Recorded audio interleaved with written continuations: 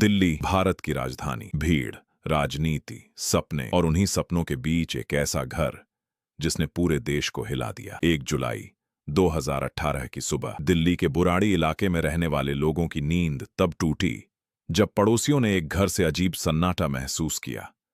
दरवाजा खुला और अंदर जो था वो किसी हॉरर फिल्म से कम नहीं था।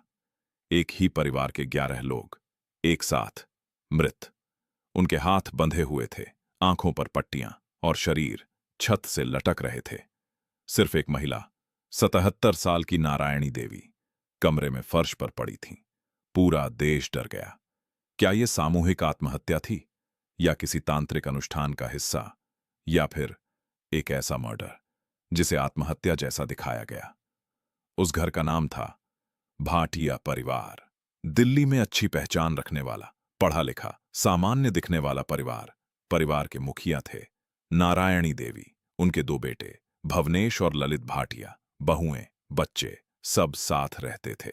बाहर से देखने पर एक आदर्श भारतीय परिवार। उनकी दुकानें थीं, कारोबार अच्छा चल रहा था। पड़ोसी बताते थे कि परिवार हमेशा खुश दिखाई देता था, लेकिन किसी को नहीं पता था कि उस घर के अंदर कई सालों से कुछ ऐसा चल रहा था जो धीरे धीरे सबको मौत की तरफ ले जा रहा था। जांच शुरू हुई। Delhi police, crime branch, forensic experts सब मौके पर पहुंचे। घर में जब तलाशी ली गई तब एक ऐसी चीज मिली जिसने पूरे केस को रहस्य में बदल दिया। कुछ डायरी, 11 डायरी।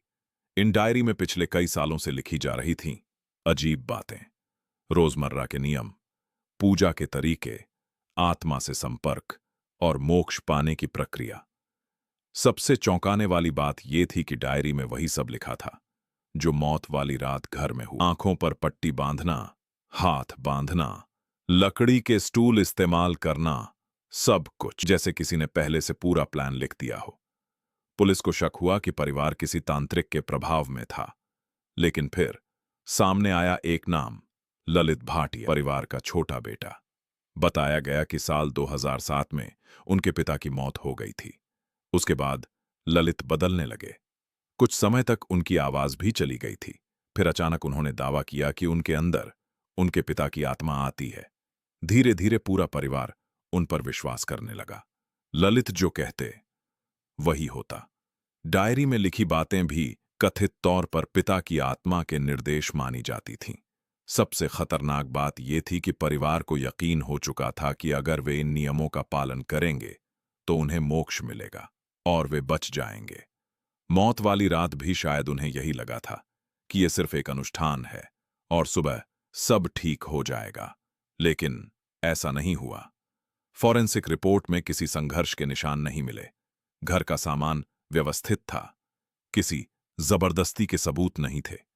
धीरे धीरे पुलिस इस निष्कर्ष पर पहुंची कि ये सामूहिक आत्महत्या थी जो मानसिक नियंत्रण और अंधविश्वास के कारण हुई।